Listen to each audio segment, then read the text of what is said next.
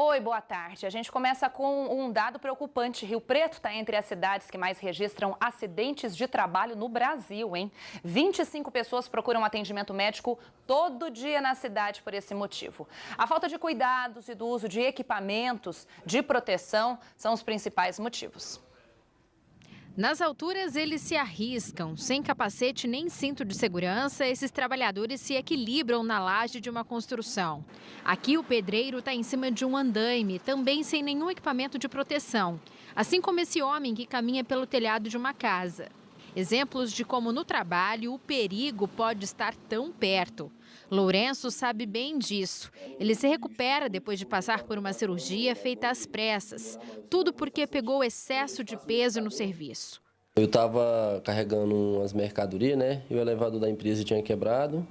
E eu fui, não chamei ajuda e fui carregar só. E acabei pegando excesso de peso. Foi que estufou a hernia no meu umbigo. Mas a empresa me auxiliou e eu fui atendido muito rápido, graças a Deus. Estou me recuperando em casa bem, graças a Deus, tudo certinho. Dados do INSS mostram que em Rio Preto, no ano passado, foram concedidos 1.131 benefícios de auxílio-doença por acidente no trabalho. Este ano, até junho, já foram 651. Esse benefício é fornecido ao trabalhador quando ele fica impedido temporariamente de trabalhar por ter sido vítima de algum acidente.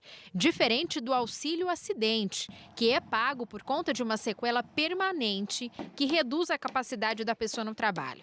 Ela pode continuar trabalhando e recebendo valor. No ano passado, foram 33 benefícios concedidos em Rio Preto e neste ano, até agora, 13. Rio Preto é a 5ª cidade do estado de São Paulo e a 13ª do país que mais registra acidentes, segundo dados do Observatório Digital de Saúde e Segurança, instituição ligada ao Ministério Público do Trabalho. Por dia, em média, 25 pessoas são atendidas nos hospitais da cidade. De janeiro a junho deste ano, foram quase 4.400 atendimentos. O grande problema é quando a pessoa sofre o acidente, mas não está trabalhando com carteira assinada. Foi o que aconteceu com o Rodrigo. Ele trabalhava numa fábrica de fundo de quintal quando um pingo de cola caiu dentro do olho dele. Agora está processando o dono da empresa. No que eu puxei a borrachinha, ela respingou no meu olho. E fomos diretamente encaminhados para o hospital de base. Fiz a raspagem no olho, a doutora falou para mim que realmente estava dando problema na retina do olho, mas se eu não fizesse o tratamento do colírio, é perigoso eu perder minha visão.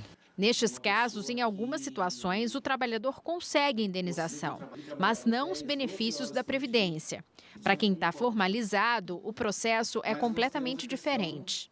É muito importante que ele faça um boletim de ocorrência e é importante também que ele procure o seu sindicato de classe para que seja aberta a CAT, que é a Comunicação de Acidente do Trabalho. Esse documento ele pode ser aberto pela empresa, pelo próprio empregado ou também pelo sindicato. A gerente do Centro de Saúde do Trabalhador diz que o funcionário deve ter consciência dos riscos que corre e tem que ser o primeiro a se proteger. O uso de uma serra sem a proteção causa amputação, cortes profundos, né?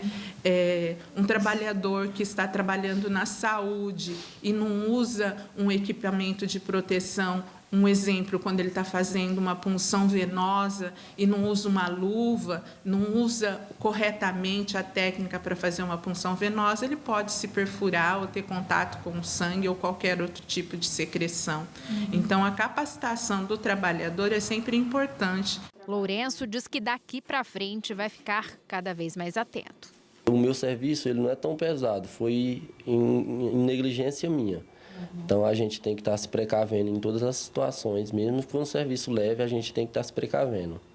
Esses acidentes de trabalho não são um problema só de Rio Preto, a gente tem números aqui de outras 2 cidades aqui na nossa região, começando por Araçatuba. Em 2015 foram 380 pedidos de auxílio-doença, 2016 467 pessoas fizeram esse pedido e 2017 265 pessoas fizeram o pedido, isso até julho, né? Metade do ano com esse número aí. A gente também tem dados de Votuporanga, em 2015 200 pedidos, 2016 303 e neste ano até julho também 130 pedidos. A gente viu aí na reportagem as recomendações para o pessoal que tem carteira assinada, que tem esse direito pelo INSS, agora e quem não tem patrão, né? Quem trabalha por conta própria, os autônomos, os profissionais liberais.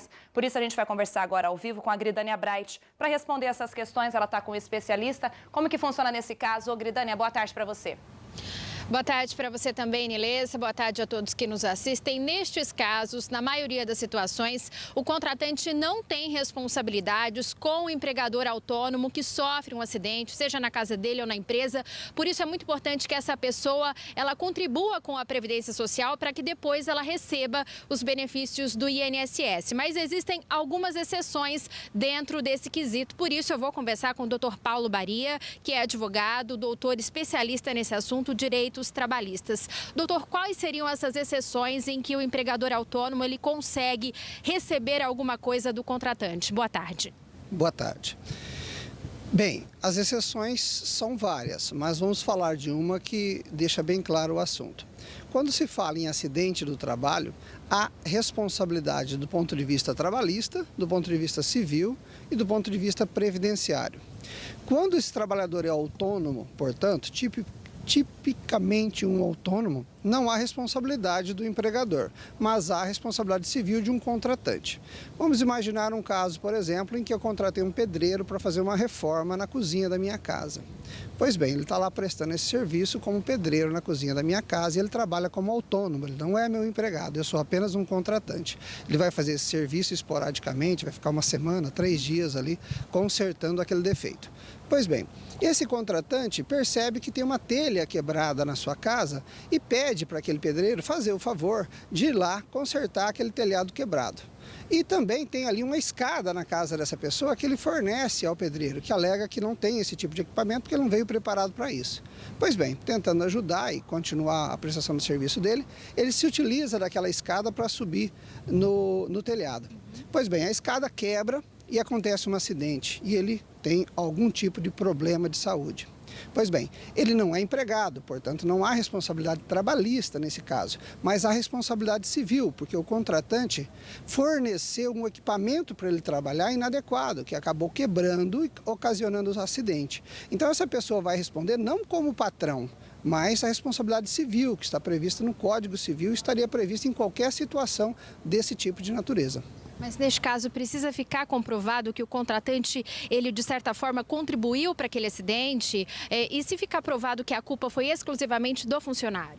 Tá, no caso do prestador de serviço, não do funcionário. Pois bem, nesse caso há a necessidade de comprovar a responsabilidade do contratante no evento acidente.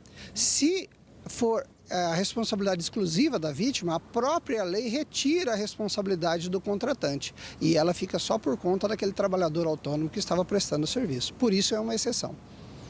Se eu sou um autônomo, quais as precauções eu devo tomar? Bom, como autônomo, a primeira é eu me inscrever como segurado da Previdência Social e recolher a contribuição para ter as garantias no caso de um acidente como esse. Por exemplo, de receber um benefício previdenciário enquanto eu não puder voltar a trabalhar. Essa seria a primeira. A segunda são treinamentos específicos para realizar aquela tarefa que eu faço. E não apenas aquele conhecimento do dia a dia. Procurar se especializar, fazer o trabalho de acordo com as normas técnicas, inclusive utilizando-se de equipamentos de segurança. Ok, muito obrigada pelas informações. É isso aí então, Nilessa, se a pessoa é autônoma, o ideal é que ela realmente se inscreva no INSS para poder receber esses benefícios em caso de acidente de trabalho. Com você. Tá certo, muito obrigada, viu, Gridânia?